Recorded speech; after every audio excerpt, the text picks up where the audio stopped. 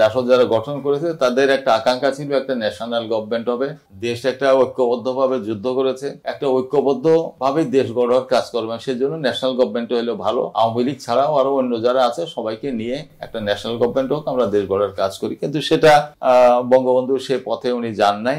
তার স্বাভাবিকভাবেই আমরা বঙ্গবন্ধু পার্লামেন্টারি সিস্টেম অফ কনস্টিটিউশনে উনি গিয়েছেন। এই সংবিধানের অধীনেই আওতায় আমরা একটা বিরোধী দল করে আমরা আমাদের দল করেছি, আমরা নির্বাচনে গিয়েছি। কিন্তু সেই নির্বাচনের আমরা দুঃখের সাথে বলতে হয় Awami League as a party এবং বঙ্গবন্ধু নিজেও উনি এই সংসদীয় পদ্ধতির রাজনীতির প্রতি সৎ আচরণ করেন না। He was not honest at all. তাইলে উনি যদি সৎ হতেন তাহলে আমি মনে করি যে জাসদ, ন্যাপ এবং স্বতন্ত্র মিলে যে কয়জন 15 জন 20 জন 30 জন যাই হোক, এর বেশি তো হইতো না, তারা একটা সংসদীয় বিরোধী দল গঠন করতে পারতো শক্ত, এবং সংসদ তো একটা প্রাণবন্ত সংসদে পরিণত হতো।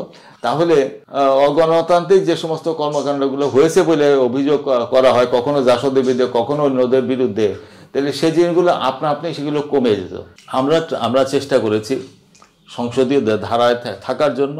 আওয়ামী লীগের জন্য সেটা সম্ভব হয় নাই।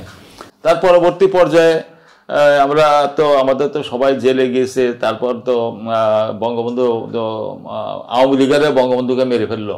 তারপর আমরা একটা বিপ্লবী ধারায় আমরা 7ই নভেম্বর করতে গেলাম, সেটাও আমরা জয়লাভ করি নাই।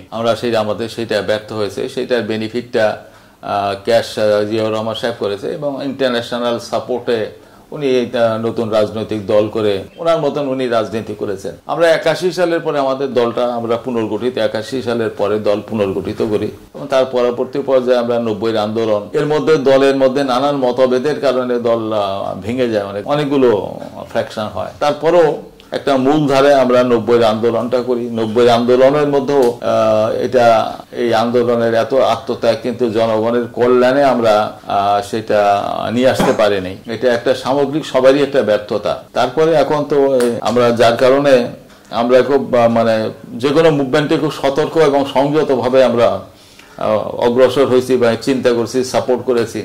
আর ঠিক আগের মতন তো শক্তি এটা নাই। তো আমরাও এই ফ্যাসিবাদী গভর্নমেন্টকে উচ্ছেদ করার ব্যাপারে যে ছাত্ররা আন্দোলন করতে, আমরা তাদেরকে সমর্থন দিয়েছি। এবং আমি বলি যে জাসদের জন্ম থেকে এখন পর্যন্ত আমরা দেশের সমাজ পরিবর্তনের জন্য, মানুষের কল্যাণের জন্য জাসদ নিবেদিতভাবে কাজ করেছে। আমাদের পার্টি, আমাদের সঙ্গে আমি মনে করি আমরা জাসদকে রিপ্রেজেন্ট করি, নিবেদিতভাবে কাজ করেছে, এবং এখানে আমাদের আন্তরিকতার কোনো ঘাটতি নেই।